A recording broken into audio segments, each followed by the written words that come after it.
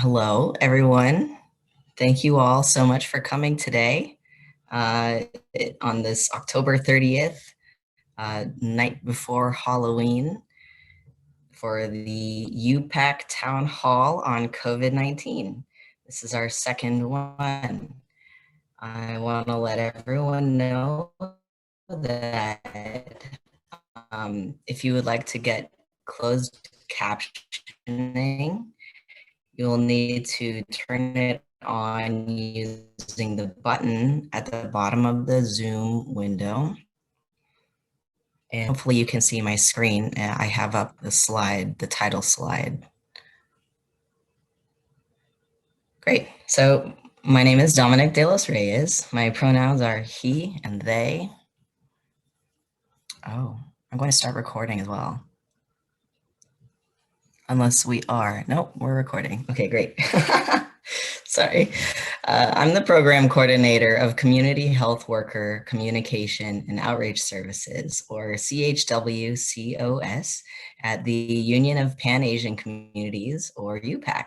CHWCOS is funded by the County of San Diego in support of the Live Well San Diego vision for healthy, safe, and thriving communities. Our program aims to provide San Diegans, especially from Asian and Pacific Islander communities, with support and resources to prevent and slow the spread of COVID-19. This virtual town hall is welcome to everyone and aims to provide COVID-19 updates and local resources, as well as to hear from the community and answer your questions. I would like to recognize Lucy, Annette, and Annie Diekman for providing American Sign Language interpretation for this event, as well as thank you to Bayanihan Guevara for providing live captioning services. Thank you all for helping to make this an accessible event, and thanks to Melissa as well. In addition, community health workers are present tonight to assist with translation for attendees who wish to communicate in Karen, Tagalog, and Vietnamese. To speak with them, you can type private messages into the chat feature. Grace Thaw speaks Karen, Jeanette Lucas speaks Tagalog, and Tracy Lay speaks Vietnamese. Additionally, the next slide will show their contact information if it's difficult to get a hold of them through the chat. We are recording this event, and hopefully afterwards we will also post it to Facebook. And tonight we are also thankful to be getting technical assistance from Candy, one of our community partners of Asian Solidarity Collective. So thank you.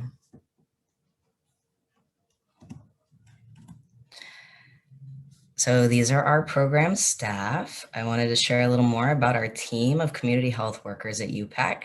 We are 4 people, including Grace Thaw, who specializes in working with the Karen people and refugees from Burma. Tracy Lee specializes in working with the Vietnamese community, and she also provides family case management at UPAC. Jeanette Lucas specializes in working with the Filipino community, as well as with older adults at UPAC. And as members of some of the communities we serve, UPAC Communication and Outreach Services is invested in providing culturally and linguistically appropriate communication on COVID-19. We are mobile and available to contact directly through our email addresses and phone numbers listed here on the slide. We do tabling, flyering, mailings. We can create educational media and videos.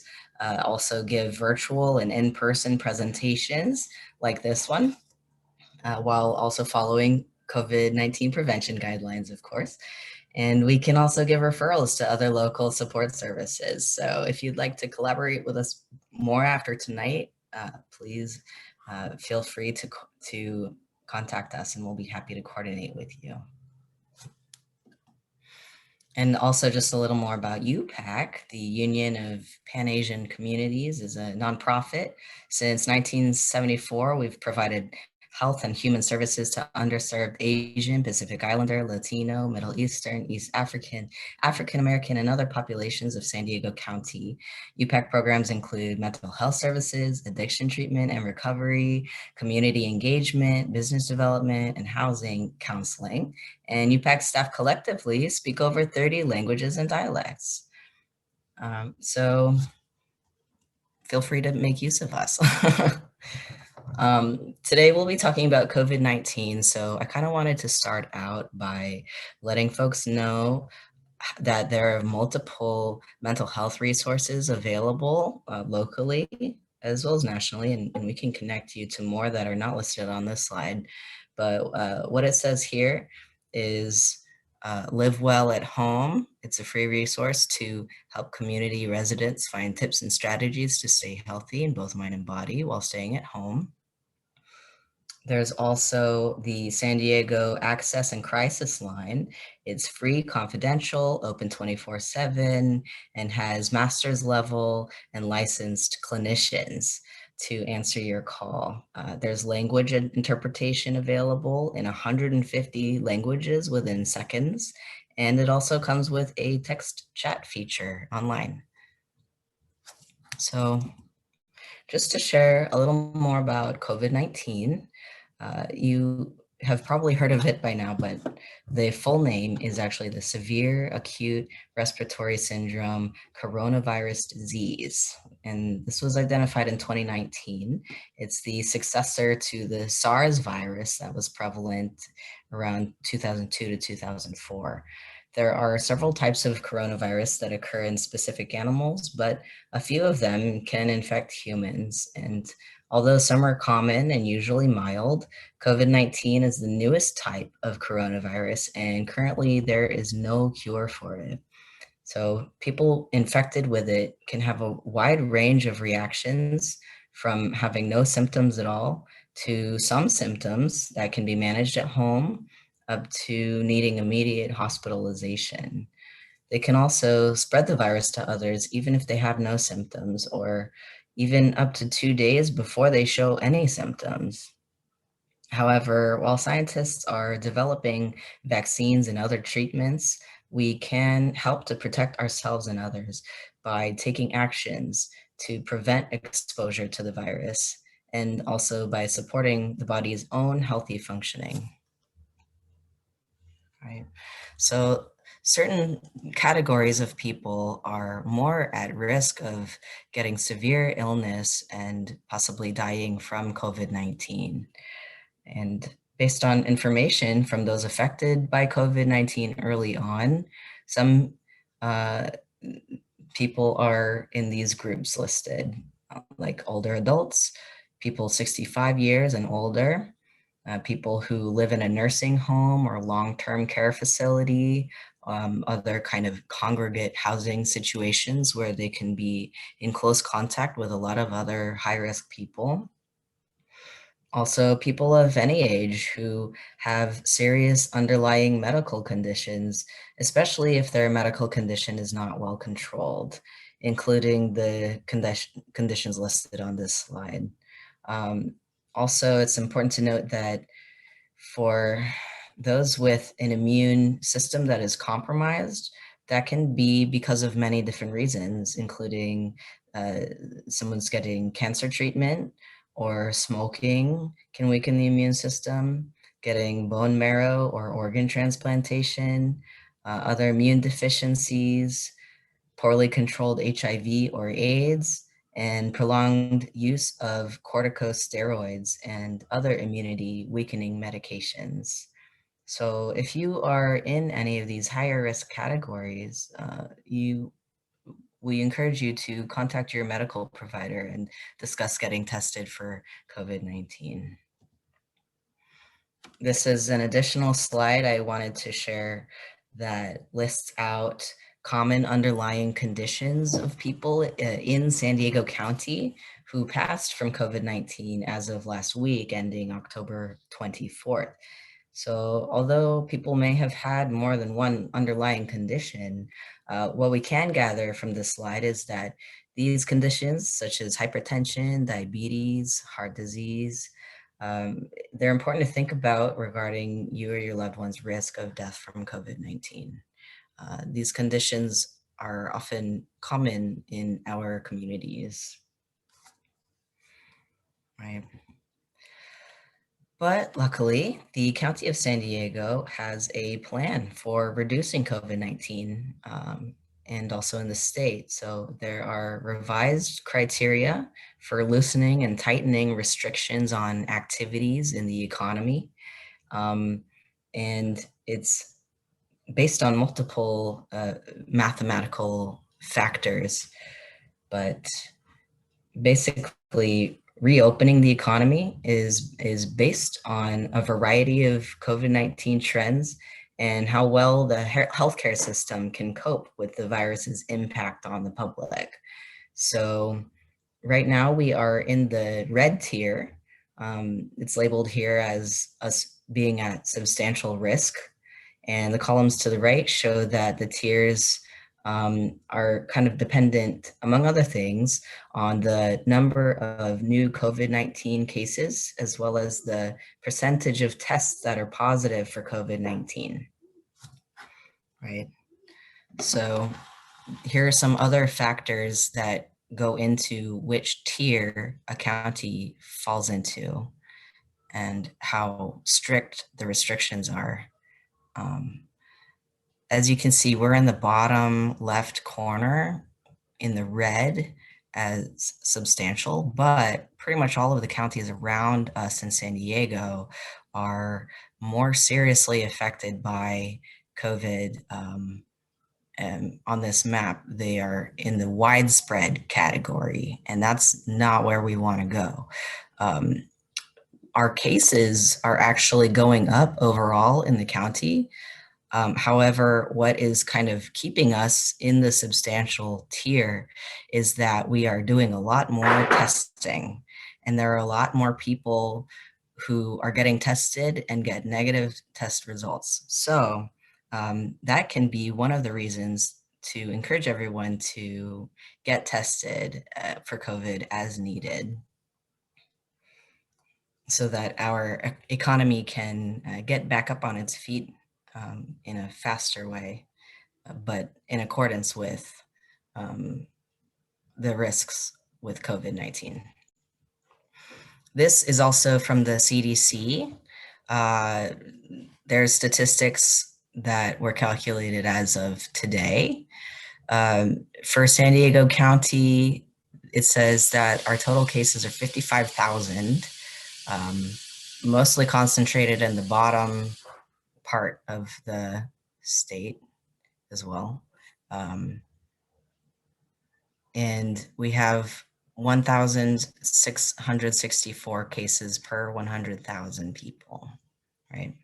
So it's a serious and currently relevant issue, right? So like I said before, there's no current widespread treatment or effective cure. Also, it's being studied that if people who did have COVID and recover from it developed antibodies, those antibodies might not last that long. And not everyone might develop antibodies. So basically, we're still at prevention is the best medicine. And the county has a number of guidelines for us to follow, such as practicing good hand hygiene and sanitation. We want to keep our physical distance from others, at least 6 feet, wear a face covering, avoid crowded places, stay home if you're sick, and try to not have dinner parties, house parties, etc.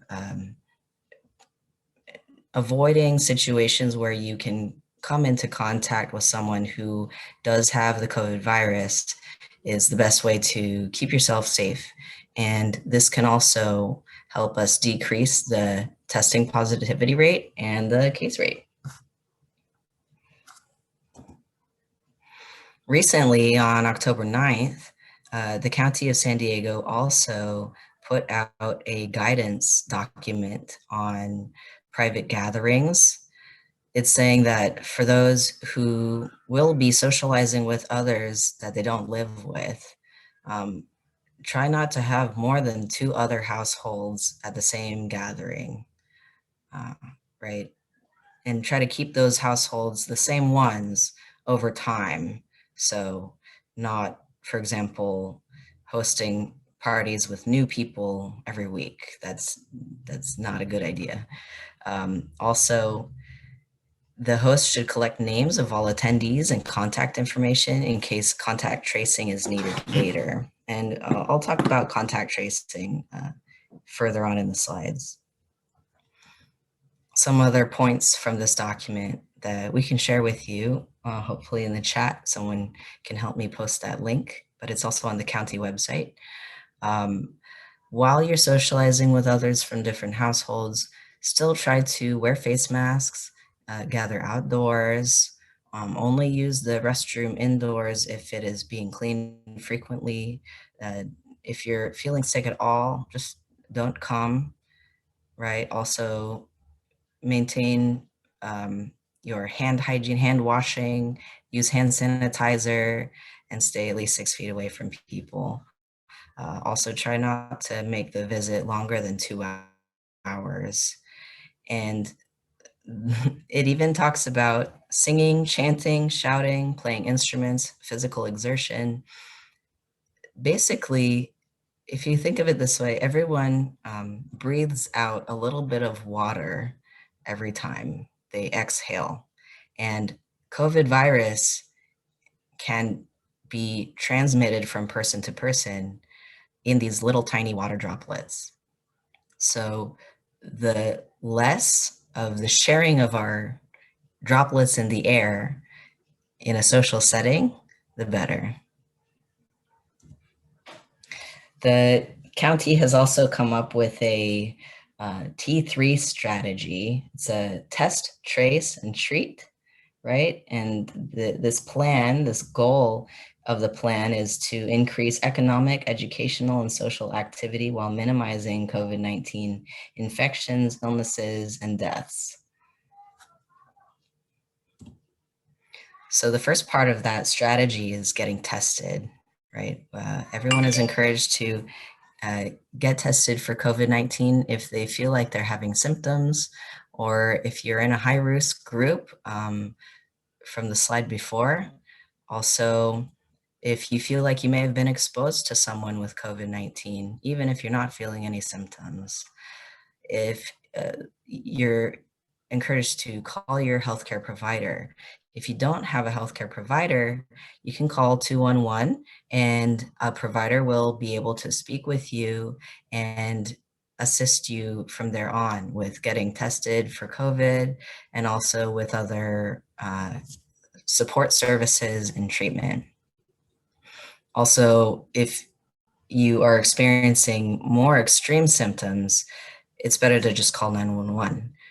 So if you're having trouble breathing, pain in your chest, having difficulty with waking up or staying awake, if your lips or skin is blue, these are all emergency signs, right? This graph here is a little busy. However, I wanted to show it as an example of how there's also a new system that the county is implementing for tracing the contact that people may have had to try to follow how COVID-19 may have been passed from person to person. So there are many contact tracers, and their job is to call people who may have been exposed to COVID and try to develop a list of other people that person may have been in contact with. Also give referrals to support services and medical care as needed, as well as giving instructions for self-isolation. If people may have been exposed to COVID-19 or if they are tested positive, it's best that they stay away from any other opportunities to pass the COVID virus on to other people. So contact tracers can help with that. Additionally, if you don't have a room in your home that you can designate as a place where someone who is self-isolating or quarantining can stay so that they can stay away from others that they may be living with, the county has a temporary lodging program, and this would provide people with a hotel room all to themselves, unless you and someone else that you are living with want to quarantine together. Or, for example, if you're a caregiver for someone that you're living with, the two of you can stay in the same room. The county will provide meals, and the rooms are also cleaned well. So you can call 211 for more information about this program. Also, there are links that we can share with you to various food distributions across San Diego County. UPAC is doing food distributions of care boxes every Friday from 1 to 4 at this address of the Neighborhood Enterprise Center in Mira Mesa, 5296 University Avenue. In addition, South Bay Community Services is doing food distribution on multiple other days of the week. So I just wanted to give a couple examples, but there are many more food resources than this. Additionally, here are some other county programs that are meant to assist people with coping with the COVID pandemic. There's a positive recovery stipend program for people who are not otherwise eligible for paid time off from their employers or eligible for unemployment. So this can help people with staying home if they need to isolate. For small business owners, there's also a grant program to help businesses keep from closing and just give financial support. There are also food delivery services. Great Plates programs are a couple examples of this.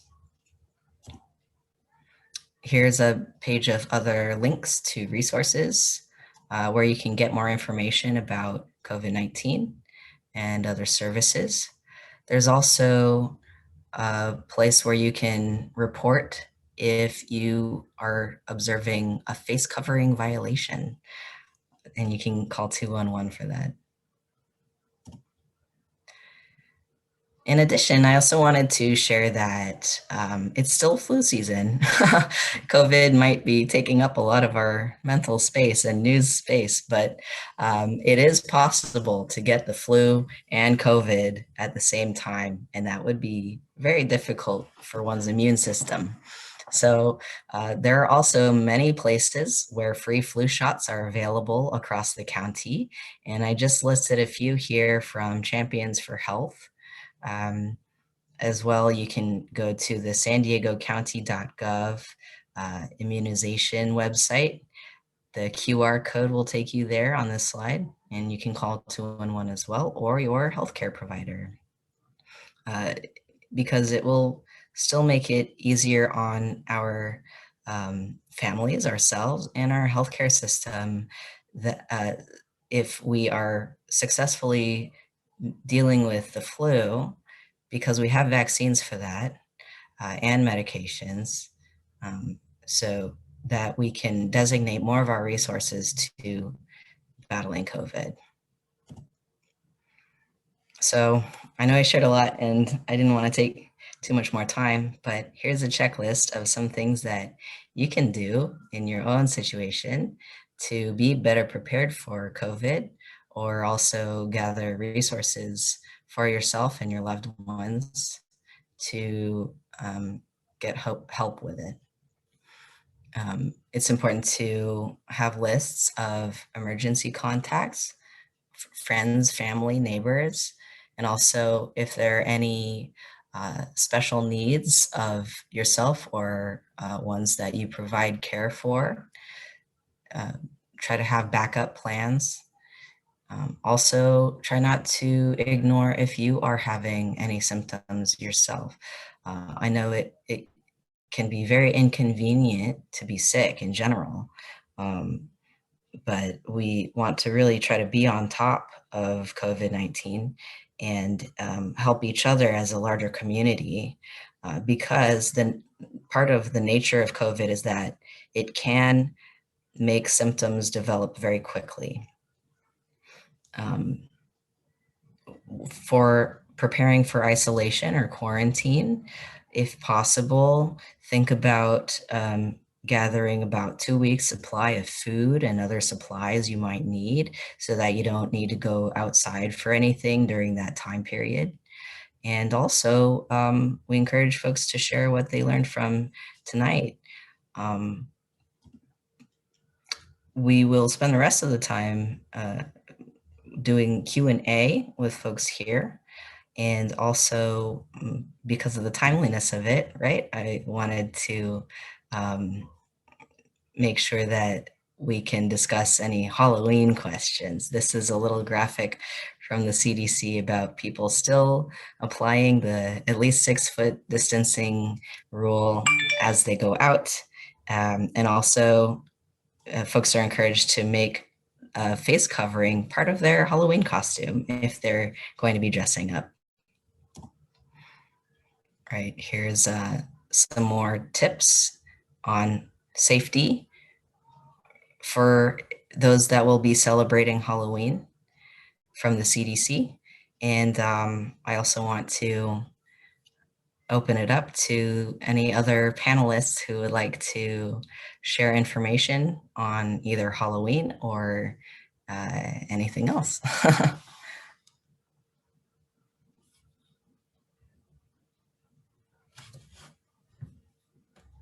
Hi.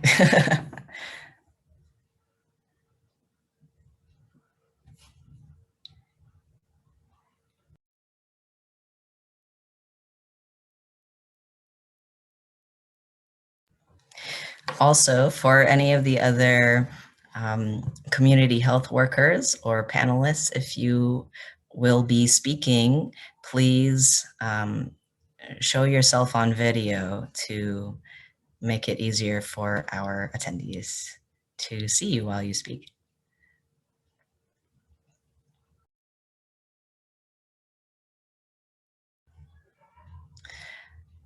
Also, just as a reminder, there is a box on the bottom, a button rather, that says Q&A. You can type your questions into the question and answer box. You can also type them into the chat. And hopefully this can be an informative conversation amongst community.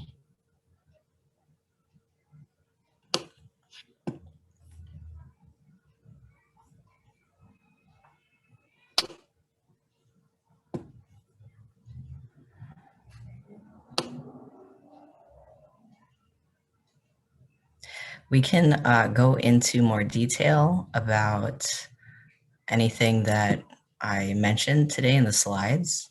If you have questions about COVID, if you have questions about our program, anything specific to Asian Pacific Islander communities,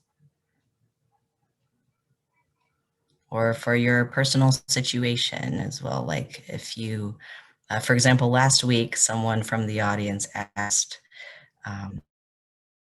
how should I be about people petting my dog who are not from my household, you know? Oh, y'all want to see my Halloween costume?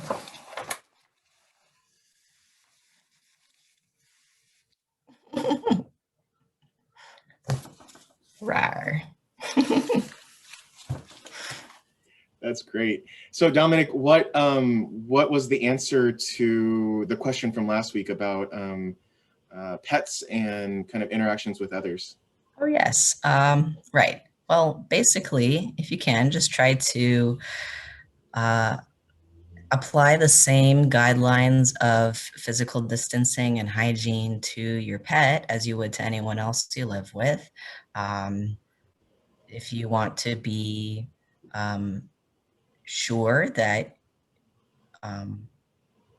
your pet will not get anything on its fur or outer whatever surface your pet has, minimize strangers touching your pet. However, it isn't actually one of the main ways that COVID can be passed. It's mainly through aerosol droplets. So people being in close contact with each other and droplets in the air, not necessarily from a cough or a sneeze, but even just talking, being passed from one person to another.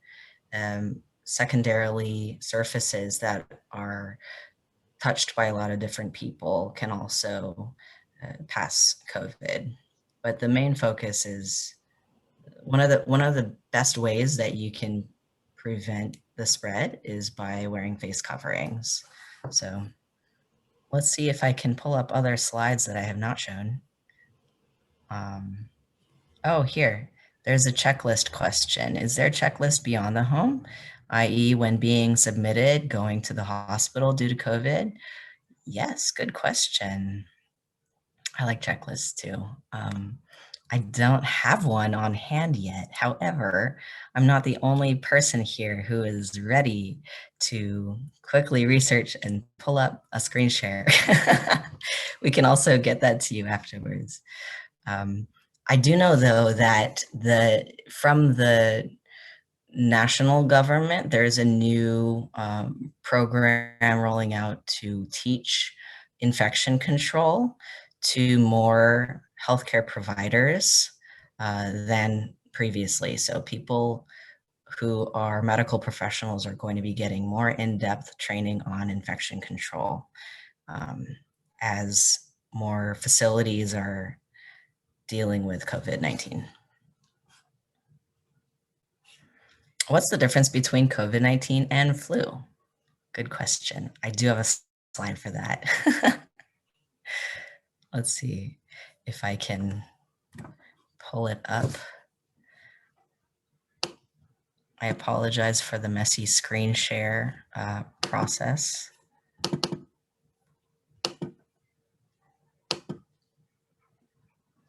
Okay, are folks able to see this?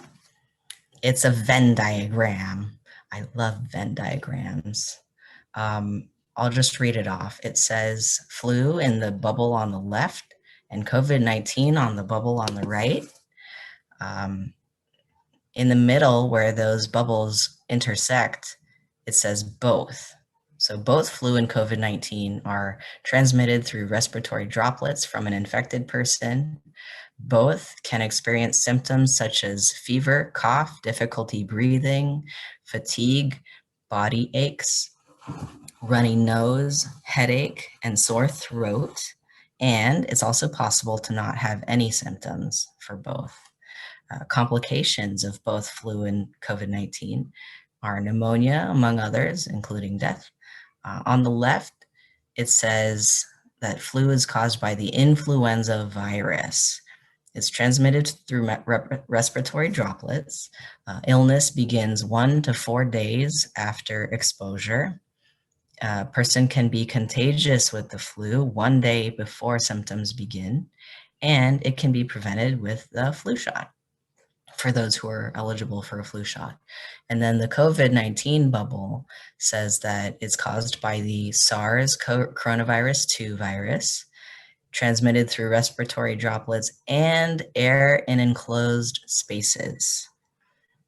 And illness can begin 2 to 14 days after exposure, which is why it's important to isolate if one thinks that they are exposed to someone with COVID, because in case they develop COVID-19, they could be infectious to others and not know if they don't have symptoms.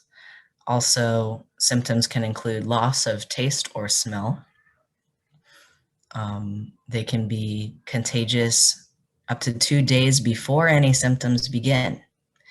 And complications can include blood clots, multi-system inflammatory syndrome in children, or MIS-C, Also the same condition, but in adults, Miss A. Oh, thank you, Tracy, for sharing a checklist in the chat for preparedness for hospitals.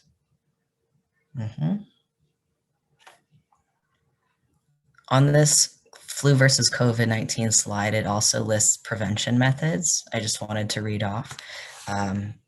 It's what has also been said earlier, though. Stay at home if you're sick, cover your cough or sneeze, avoid touching your face, because in your face, that's a lot of the place on your body where the virus can get into your body.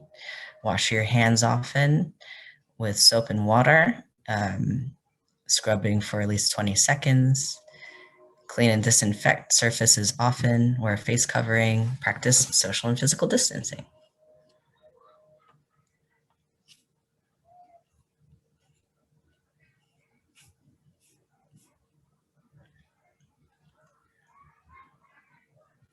Thank you for these questions. Everyone's so shy. For example, if I tested positive for COVID-19 and after a few weeks, my symptoms are gone, can I go back to work without testing again? Oh, that's a good question too. And also any of the other community health workers, you've been out in the community having conversations like this. Know off the top of your head, feel free to take over the mic and or screen share.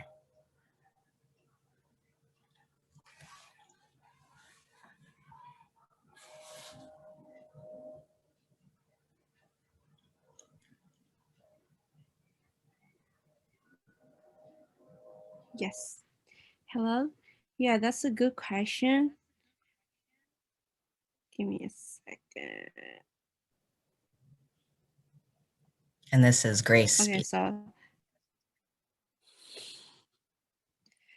I believe that's a good question because I have been with the current people that I know about that without testing again. Most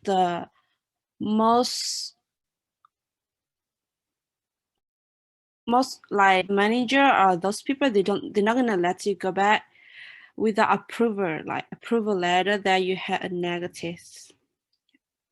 So I believe it is without approval, we cannot go back to work. Without approval of the positive is the negative.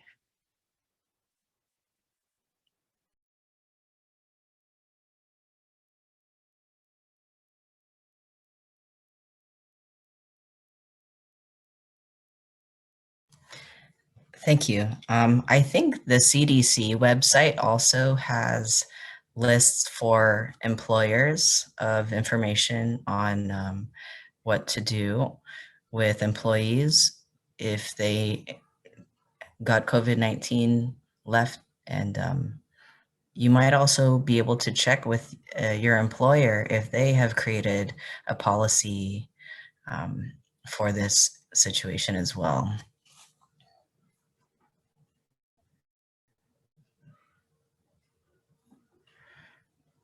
I wanted to screen share another slide of this infection period timeline.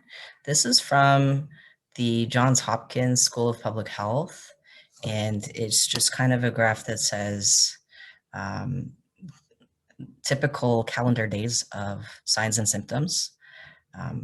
Contagion lessens with time, it says on the bottom right here. So as COVID symptoms resolve, contagiousness also kind of goes down, right?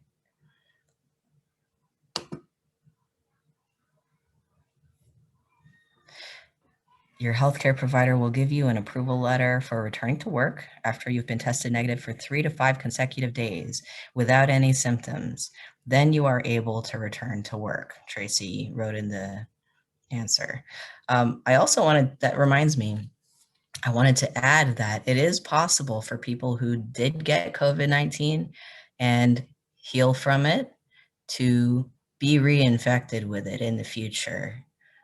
It has happened, and in the situations that have been recorded, it was a worse case the second time around because it had a harder effect on the body. And that also goes to, it also speaks to how antibodies might not necessarily work forever if people develop them after having tested positive.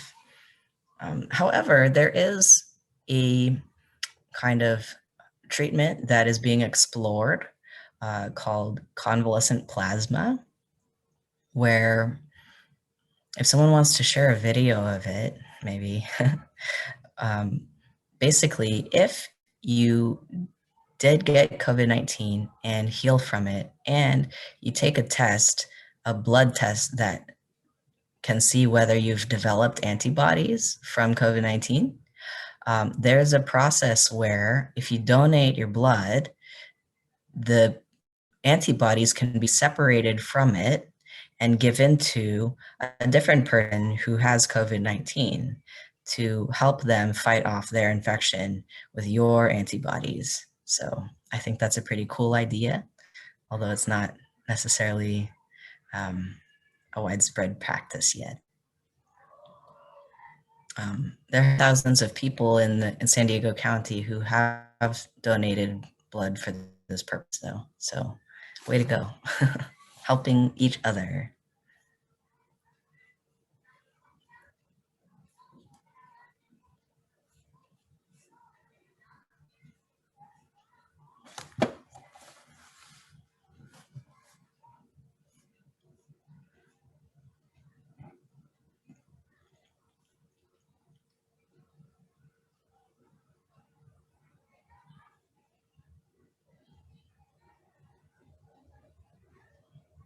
Any other questions, or would other panelists like to share?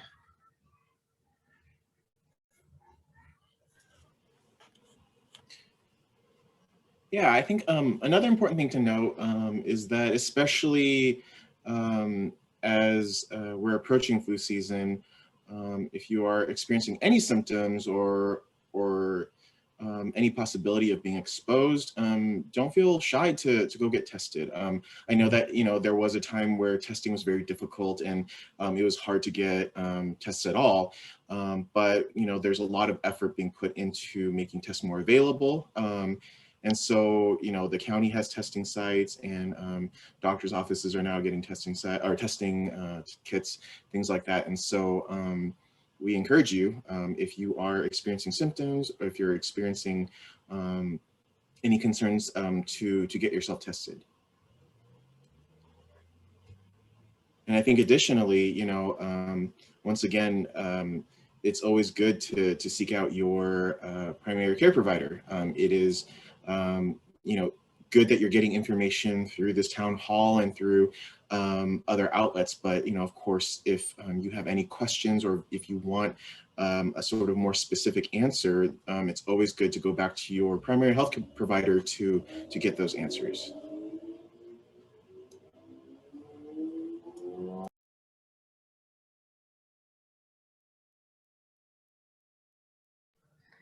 Thank you, Josh.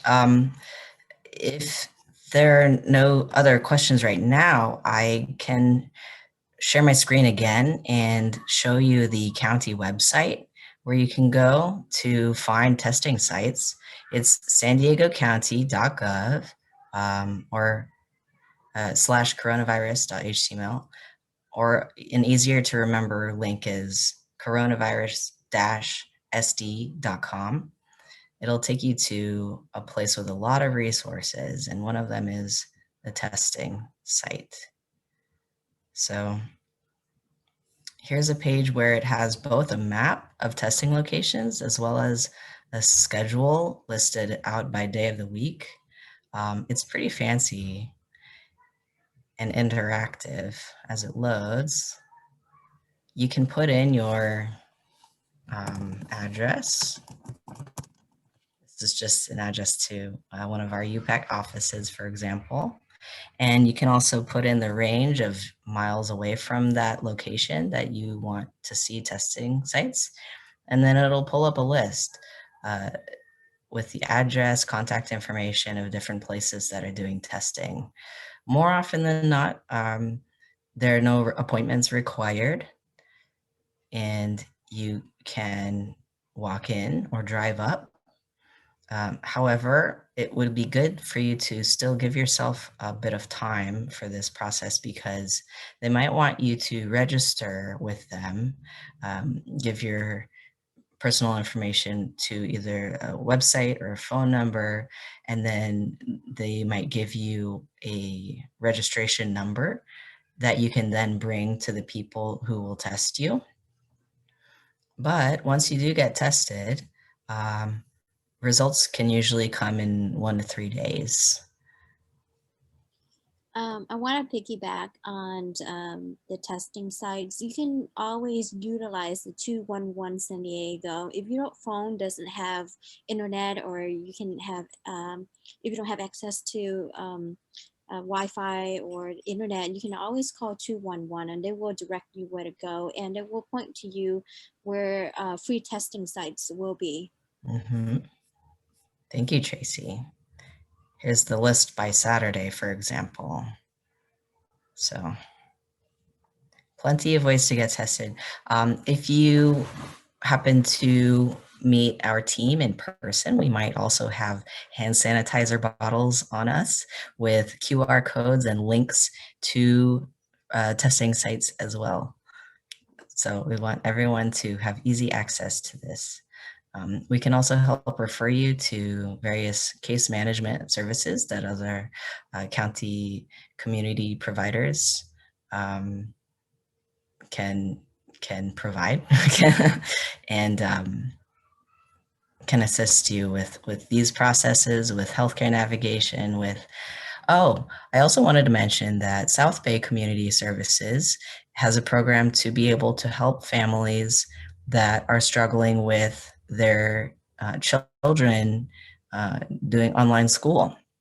So if families don't have a computer or internet access, or it's just a difficult process for families to be dealing with, South Bay Community Services can provide case management for that.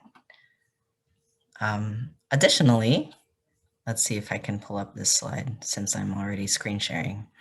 There is a Karen organization for those who are eligible for their services. They provide case management as well and can assist with economic support, housing support, targeted case management. If there are families that have someone, at least a person in their family who's tested positive for COVID, Karen Organization of San Diego can assist with that as well.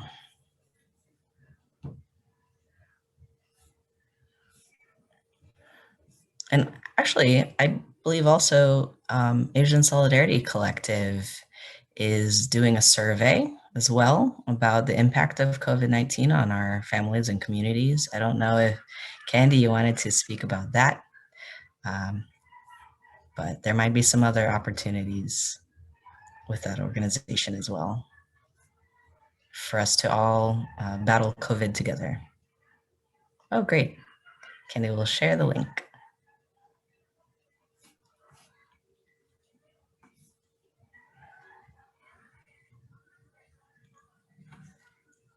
So we have about 5 minutes left. Oh, thank you, Tana. Where can we find resources for personal protective equipment for Native Hawaiian and Pacific Islander and HPI communities, i.e. churches and dance groups? Halal, right? I don't want to say it wrong. Civic clubs. Yes, these are good questions. And we can send out this information if we're not able to pull it up in the next 5 minutes. I know that both Karen Organization and our program at UPAC has limited supplies to be able to provide PPEs such as masks, gloves, and hand sanitizer. Also, folks who work with the homelessness sector in San Diego County. I can connect folks with people putting together hygiene kits and preventative supply kits for our folks. And I wish that there were a lot of places like that. If anyone also wants to chip in and answer this question, I think it's really important because, oh, you know what? I do have a slide. Because it's like, yeah, you're right. You know, we're encouraging people to like clean and disinfect, but a lot of the time it's difficult to get a hold of these supplies.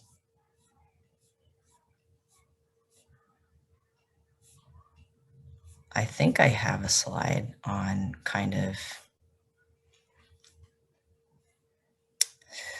sorry. Here, solutions to common challenges.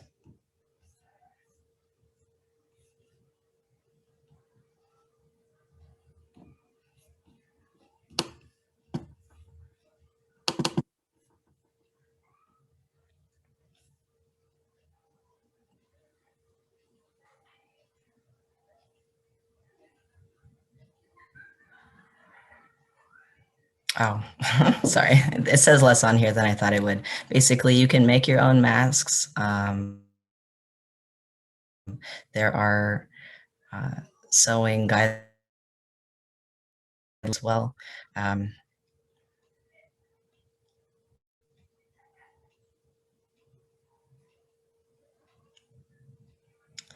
Yeah. I really want to know if there's a database somewhere where we can have all the possible answers to your question, Donna.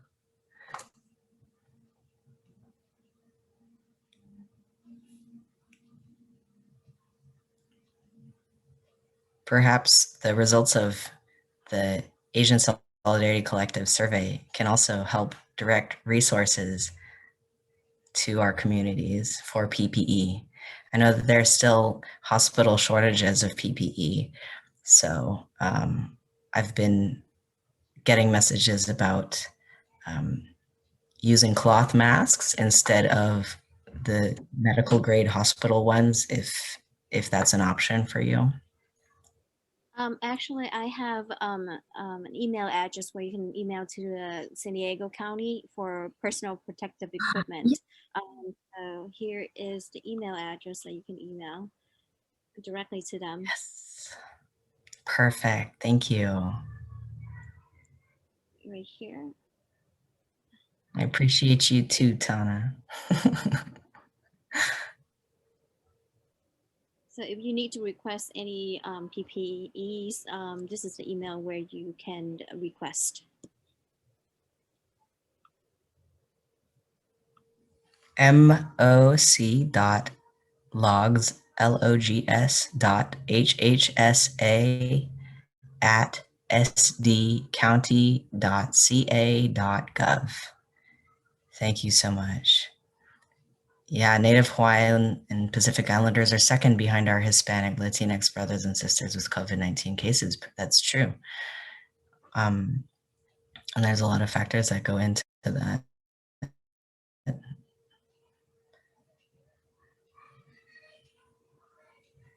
Access mainly to preventative measures, right?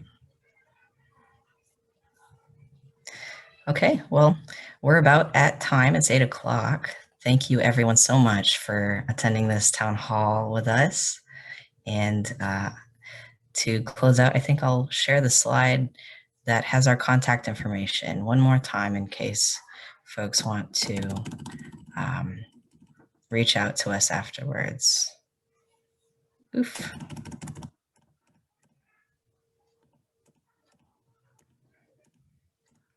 There we are. Okay, thank you. And hopefully I'll talk to you again. Have a safe and happy and weekend. And if you celebrate Halloween,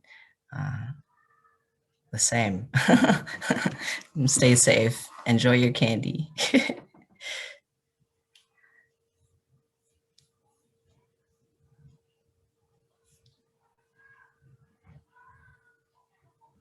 Do we need to talk about the Halloween guidance again?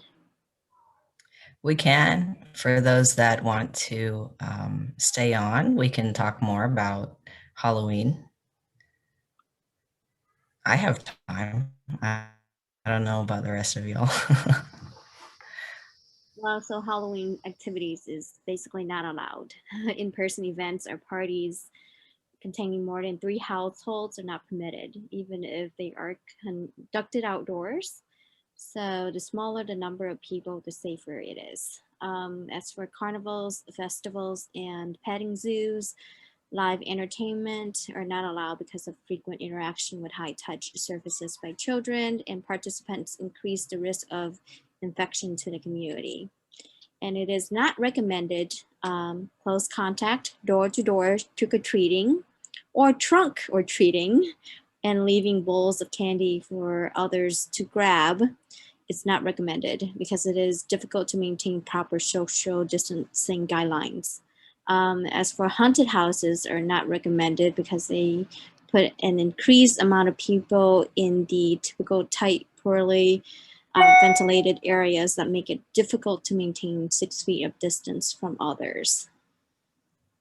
However, it is recommended that online parties, contests, and drive-through events and car parades, dress up home and yards with Halloween themed decorations, Halloween movie nights with your own household or drive-in theaters, pumpkin patches where people use hand sanitizer and maintain 6 feet of distance from others.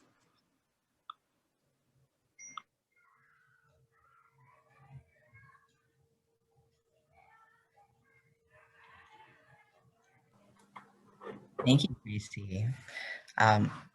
There's also a slide here about where you can get candy from the county. It was going since Wednesday this week, but since tomorrow is Saturday, I just put places. Oh, darn, I just realized the addresses. Yeah, I can share with that, Dominic. Yes, please share the Yeah, link. yeah.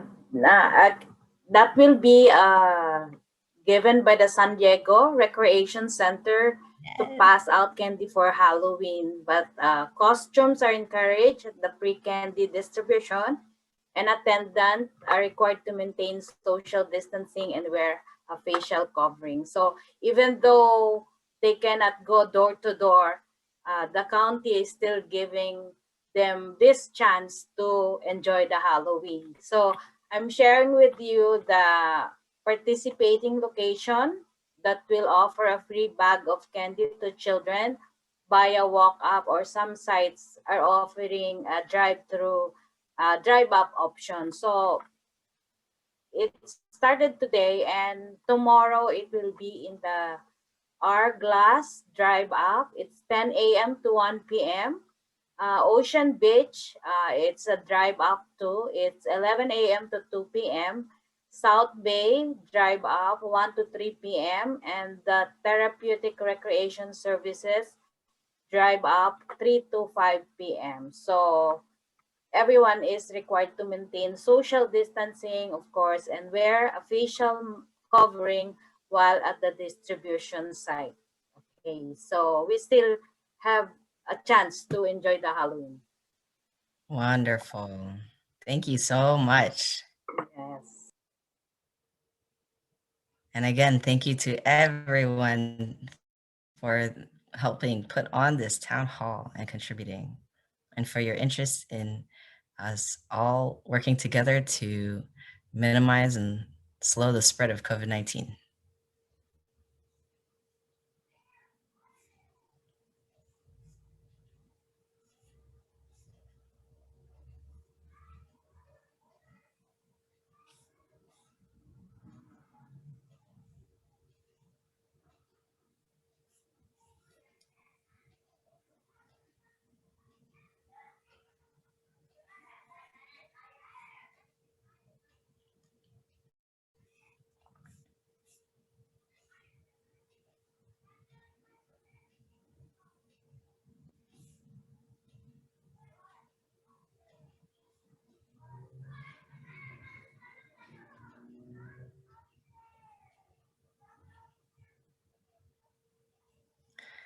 I was speaking with Bayanihan earlier, and I'll be taking their lead on when to stop so that captioning has a chance to wrap up.